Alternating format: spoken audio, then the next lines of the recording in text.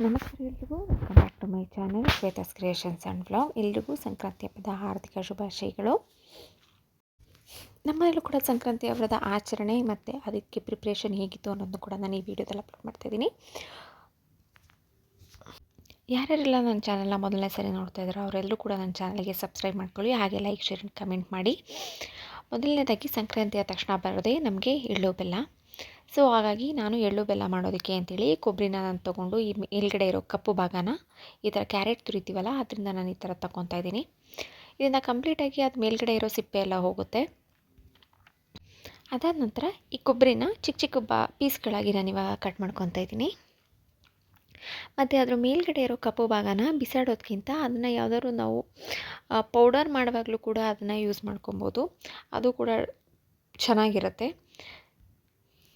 ನೋಡಿ, ಇವಾಗ ಈ ಥರ ಚಿಕ್ಕ ಚಿಕ್ಕ ಪೀಸ್ಗಳಾಗಿ ನಾನು ಕೊಬ್ಬರಿನ ಕಟ್ ಮಾಡ್ಕೊಂಡಿದ್ದೀನಿ. ಇವಾಗ ಕೊಬ್ಬರಿ ಕಟ್ ಮಾಡ್ಕೊಂಡಿದ್ದು ಮುಗಿದಿದೆ. ಇವಾಗ ನೆಕ್ಸ್ಟು ಬೆಲ್ಲನ ನಾನು ಹೇಗೆ ಕಟ್ ಮಾಡ್ಕೊಂಡೆ ಅನ್ನೋದನ್ನ ತೋರಿಸ್ತೀನಿ. ಇವಾಗ ನಾನಿಲ್ಲಿ ಅಚ್ಚ ಬೆಲ್ಲನ ತೊಗೊಂಡಿದ್ದೀನಿ. ಇದು ಉಂಡೆ ಬೆಲ್ಲ ತೊಗೊಳೋದ್ಕಿಂತ ಅಚ್ಚ ಬೆಲ್ಲ ತೊಗೊಳೋದು ತುಂಬ ಚೆನ್ನಾಗಿರುತ್ತೆ. ಇನ್ನು ಒಂದು 1 ಅವರ್ ಬಿಸಿಲಲ್ಲಿ ಇಡೋದ್ರಿಂದ ಇದು ಸ್ವಲ್ಪ ಗರಿ ಗರಿಯಾಗುತ್ತೆ. ಅದಾದಮೇಲೆ ನಾವು ಈ ಥರ ಈಸಿಯಾಗಿ ಕಟ್ ಮಾಡ್ಬೋದು. ಸ್ವಲ್ಪ ಬಿಸಿ ಇದ್ದಾಗಲೇ ಕಟ್ ಮಾಡಿದ್ರೆ ಸ್ವಲ್ಪ ಬೇಗ ಈ ಥರ ಚಿಕ್ಕ ಚಿಕ್ಕ ಪೀಸ್ಗಳಾಗತ್ತೆ. ನಿಮಗೆ ಮಾರ್ಕೆಟಲ್ಲೂ ಬೇಕಾದರೆ ಈ ಥರ ಬೆಲ್ಲದ್ದು ಪೀಸ್ ಆಗಿರೋದು ಸಿಗುತ್ತೆ. ಬಟ್ ಆಚೆಗಡೆ ತರೋದಕ್ಕಿಂತ ನಾನು ಮನೇಲೇ ಮಾಡ್ಕೊಬೇಕು ಅಂತ ಅನ್ನೋರಿಗೆ ಈ ಥರ ಮಾಡ್ಕೊಬೋದು. ಬಿಸಿಲಿದ್ದಾಗ ಒಂದು ಅರ್ಧದಿಂದ 3/4 ಗಂಟೆ ಇಟ್ಬಿಟ್ಟು ಅದು ಬಿಸಿ ಇರುವಾಗಲೇ ಈ ಥರ ಪೀಸ್ಗಳನ್ನ ಮಾಡಿಕೊಂಡ್ರೆ ತುಂಬ ಚೆನ್ನಾಗಿ ಪೀಸಸ್ ಬರುತ್ತೆ. ಆ್ಯಂಡ್ ನೆಕ್ಸ್ಟ್ ನಾನಿಲ್ಲಿ ಕಡಲೆಕಾಯಿ ಬೀಜನ ತೊಗೊತಾ ಇದ್ದೀನಿ. ಇಲ್ಲಿ ಕಡಲೆಕಾಯಿ ಬೀಜ ಈ ಥರ ಫ್ರೈ ಆಗಿದೆ. ಅದಾದಮೇಲೆ ಎಳ್ಳನ್ನ ತೊಗೊಂಡು ನಾನು ಇದೆಲ್ಲ ಕಂಪ್ಲೀಟಾಗಿ ಫ್ರೈ ಮಾಡ್ಕೊತಾ ಇದ್ದೀನಿ. ಈ ಟೈಮಲ್ಲಿ ಎಸ್ಪೆಷಲಿ ಚಳಿಗಾಲದಲ್ಲಿ ಎಳ್ಳು ತುಂಬಾ ಒಳ್ಳೆಯದು ಆರೋಗ್ಯಕ್ಕೆ. ಸೊ ಹಾಗಾಗಿ ಬೇರೆ ಏನೇ ಮಸಾಲೆ ಪದಾರ್ಥಗಳಾಗಿರ್ಬೋದು ಅದರಲ್ಲೂ ಕೂಡ ಎಳ್ಳನ್ನು ಸೇರಿಸೋದ್ರಿಂದ ನಿಮ್ಮಲ್ಲಿ ಕ್ಯಾಲ್ಶಿಯಂ ಜಾಸ್ತಿ ಆಗೋದಲ್ದೇನೆ ಈ ಮೂಳೆ ನೋವು, ಕೈಕಾಲು ನೋವು ಇದೆಲ್ಲದಕ್ಕೂ ಕೂಡ ಎಳ್ಳು ತುಂಬಾ ಯೂಸ್ ಆಗುತ್ತೆ. ಆದಷ್ಟು ಎಳ್ಳನ್ನ ಬಳಸೋದ್ರಿಂದ ಆರೋಗ್ಯ ಕೂಡ ಚೆನ್ನಾಗಿರುತ್ತೆ. ಮತ್ತು ನೆಕ್ಸ್ಟು ನಾನು ಇದಕ್ಕೆ ಕಡಲೆನ ತೊಗೊತಾ ಇದ್ದೀನಿ.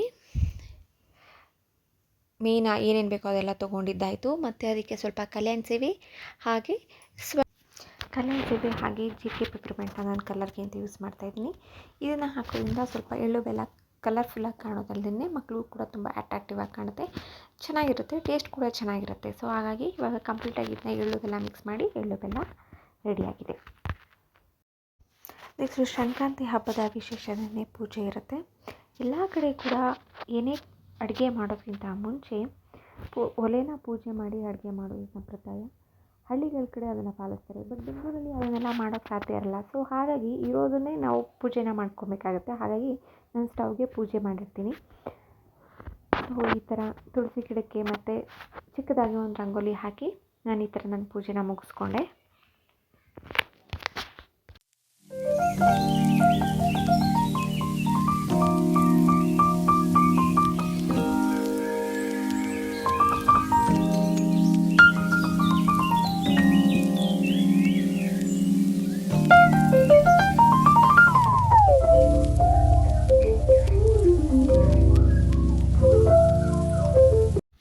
ನೆಕ್ಸ್ಟು ಸಂಕ್ರಾಂತಿ ಹಬ್ಬದ ಸ್ಪೆಷಲ್ ಪೊಂಗಲ್, ಸಿಹಿ ಪೊಂಗಲ್ ಹಾಗೆ ಖಾರ ಪೊಂಗಲ್ ಮಾಡೋದು ಕೂಡ ಈ ಸಂಕ್ರಾಂತಿ ಹಬ್ಬದ ಒಂದು ವಿಶೇಷ ಅಂತಲೇ ಹೇಳ್ಬೋದು.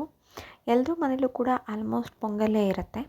ಸೊ ಹಾಗಾಗಿ ನಾನು ಹೆಸರುಬೇಳೆನ ಹುರ್ಕೊಂಡಿದ್ದೀನಿ. ಹೆಸರುಬೇಳೆ ಮತ್ತು ಅದಕ್ಕೆ ಸಮನಾಗಿ ಅಕ್ಕಿನ ಸೇರಿಸ್ಕೊಂಡು ಈ ಥರ ವಾಶ್ ಮಾಡಿಕೊಂಡು ಇದನ್ನು ಬರೀ ಅಕ್ಕಿ ಮತ್ತು ಹೆಸರುಬೇಳೆ ಇಷ್ಟನ್ನೇ ಮಾತ್ರ ಒಂದು 2ರಿಂದ 3 ವಿಷಲ್ನ ನಾನು ಕೂಗಿಸ್ಕೊತಾ ಇದ್ದೀನಿ.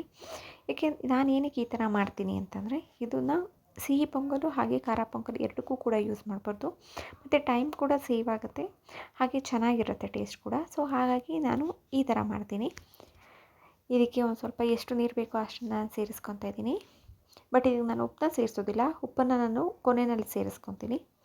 ಬರೀ ಅಕ್ಕಿ ಮತ್ತು ಹುರಿದಿರೋ ಹೆಸರುಬೇಳೆ ಇದಿಷ್ಟನ್ನು ಸೇರಿಸ್ಕೊಂಡು ಇವಾಗ ನಾನು ಇದನ್ನು 1-2 ವಿಷಲ್ ಕೂಗಿಸ್ಕೊತೀನಿ.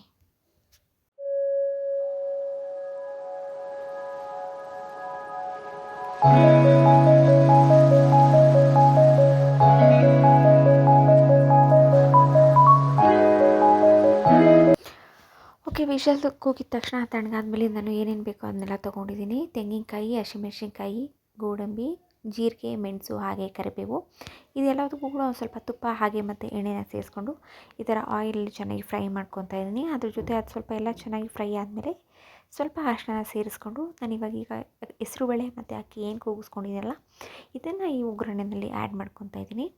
ಅದಕ್ಕೆ ಎಷ್ಟು ಬೇಕೋ ಅಷ್ಟು ಅಳತೆಗೆ ನೀರನ್ನು ನಾನು ಸೇರಿಸ್ಕೊಂಡು ಈ ಥರ ಚೆನ್ನಾಗಿ ಕುದಿಸ್ಕೊತಾ ಇದ್ದೀನಿ. ಅದಾದ ನಂತರ ಅದಕ್ಕೆ ಎಷ್ಟು ಬೇಕೋ ಅದು ಉಪ್ಪು ಮತ್ತು ಕೊತ್ತಂಬರಿ ಸೊಪ್ಪನ್ನು ಚಿಕ್ಕದಾಗಿ ಕಟ್ ಮಾಡಿರೋ ಎಲೆಗಳನ್ನ ಸೇರಿಸ್ಕೊಂಡು ನಾನು ಇದ್ರ ಜೊತೆ ಮಿಕ್ಸ್ ಮಾಡಿಕೊಂಡು ಇದನ್ನು ಚೆನ್ನಾಗಿ ಒಂದು 10ರಿಂದ 15 ನಿಮಿಷ ಕುದಿಸೋದ್ರಿಂದ ಇದು ಕನ್ಸಿಸ್ಟೆನ್ಸಿ ಚೆನ್ನಾಗಿ ಬರುತ್ತೆ. ನೋಡಿ ಇವಾಗ ಫೈನಲ್ ಆಗಿ ಈ ಥರ ಒಂದು ಪೊಂಗಲ್ ರೆಡಿಯಾಗಿದೆ. ಖಾರ ಪೊಂಗಲ್ ಆಯಿತು. ಈಗ ಸಿಹಿ ಪೊಂಗಲ್ ಹೇಗೆ ಮಾಡೋದು ಅಂತ ನೋಡ್ಕೊಂಬರೋಣ. ನಾನು ಸ್ವಲ್ಪ ಬೆಲ್ಲ ತೊಗೊಂಡು ಅದಕ್ಕೆ ಸ್ವಲ್ಪ ನೀರನ್ನು ಹಾಕಿ ಈ ಥರ ಕರಗಿಸ್ಕೊಂಡು ಸೋಸ್ಕೊಂಡಿದ್ದೀನಿ. ಏನು ಹೆಸರುಬೇಳೆ ಮತ್ತು ಅಕ್ಕಿನ ಕೂಗಿಸ್ಕೊಂಡಿದ್ದೆನಲ್ಲ ಅದೇ ಸೇಮ್ ಅಕ್ಕಿ ಮತ್ತು ಹೆಸರುಬೇಳೆನ ಯೂಸ್ ಮಾಡಿಕೊಂಡು ಅದಕ್ಕೆ ಸ್ವಲ್ಪ ಕರಗಿಸಿರೋ ಬೆಲ್ಲನ ನಾನು ಹಾಕ್ಕೊತಾ ಇದ್ದೀನಿ. ಇದು ಒಂದು 5ರಿಂದ 10 ನಿಮಿಷ ಕುದಿಸಿದ್ರೆ ಅದು ಎಲ್ಲ ಹೊಂದ್ಕೊಳ್ಳುತ್ತೆ. ಆಮೇಲೆ ಒಂದು ಸ್ವಲ್ಪ ಹಾಲನ್ನು ನಾನು ಸೇರಿಸ್ಕೊತಾ ಇದ್ದೀನಿ. ಅದು ಬೆಂದಾದಮೇಲೆ ತುಪ್ಪದಿಂದ ದ್ರಾಕ್ಷಿ, ಗೋಡಂಬಿ ಹಾಗೆ ಬಾದಾಮಿ ಇದಕ್ಕೆ ಹಾಕಿ ಮಿಕ್ಸ್ ಮಾಡ್ತಾಯಿದ್ದೀನಿ. ಸೊ ಇಲ್ಲಿಗೆ ಒಂದು ಹೆಸರುಬೇಳೆ ಸಿಹಿ ಪೊಂಗಲ್ ಕೂಡ ರೆಡಿಯಾಗಿದೆ. ಸೊ ಹಬ್ಬಕ್ಕೆ ಬೇಕಾಗಿರೋ 2 ಪದಾರ್ಥಗಳು ಕೂಡ ಆಲ್ಮೋಸ್ಟ್ ರೆಡಿಯಾಗಿದೆ. ಸಂಕ್ರಾಂತಿ ಅನ್ನೋದು ಸುಗ್ಗಿ ಕಾಲ ಆಗಿರೋದ್ರಿಂದ ಬರೀ ಸಿಹಿ ಪೊಂಗಲ್ ಖಾರ ಪೊಂಗಲಿಗೆ ಮಾತ್ರ ಸೀಮಿತ ಆಗುತ್ತೆ. ಕಡಲೆಕಾಯಿ, ಅವರೆಕಾಯಿ, ಹೀಗಂತಿದ್ದರೆ ಎಲ್ಲ ಪದಾರ್ಥಗಳನ್ನು ಕೂಡಿಸೋದು ಕೂಡ ಆಯಿತು. ಹಾಗೆ ಅದನ್ನು ದಾನದ ರೂಪದಲ್ಲಿ ಹಂಚ್ಕೊಳ್ಳೋದು ಕೂಡ ಒಂದು ಸಂಪ್ರದಾಯ. ಸೊ ಹಾಗಾಗಿ ಎಲ್ಲರ ಮನೆಯಲ್ಲಿ ಕಡಲೆಕಾಯಿ, ಅವರೆಕಾಯಿ, ಎಲೆ ಬೆಲ್ಲ ಹಂಚಿ ಊಟ ಮಾಡ್ತಾರೆ. ಸೊ ಹಾಗಾಗಿ ಇದು ಈ ಸಂಕ್ರಾಂತಿಯ ಒಂದು ಪುಟ್ಟ ವಿಡಿಯೋ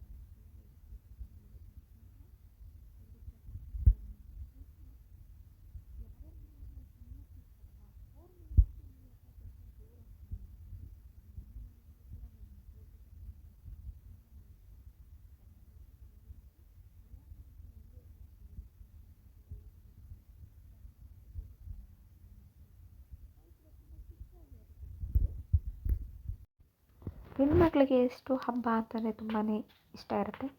ಸೊ ನನ್ನ ಮಗಳು ಹಾಗೆ ಹಬ್ಬದಲ್ಲಿ ತುಂಬಾ ಹೊಸ ಬಟ್ಟೆ ಎಲ್ಲ ಹಾಕ್ಕೊಂಡು ಫುಲ್ ರೆಡಿಯಾಗಿ ಸ್ವಲ್ಪ ಫೋಟೋಸ್ನ ಕ್ಯಾಪ್ಚರ್ ಮಾಡಿದ್ದೆ. ಅದನ್ನು ಕೂಡ ನಾನು ನಿಮ್ಮ ಜೊತೆ ಶೇರ್ ಮಾಡ್ತಾಯಿದ್ದೀನಿ. ದಯವಿಟ್ಟು ಎಲ್ಲರೂ ನನ್ನ ಚಾನಲ್ಗೆ ಲೈಕ್, ಶೇರ್ ಆ್ಯಂಡ್ ಕಮೆಂಟ್ ಮಾಡೋದ್ರ ಮುಖಾಂತರ ನನಗೆ ಸಪೋರ್ಟ್ ಮಾಡಿ.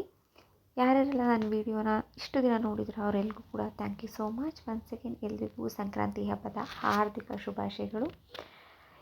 ಎಲ್ಲರಿಗೂ ಆ ದೇವರು ಒಳ್ಳೆಯದನ್ನು ಮಾಡಲಿ.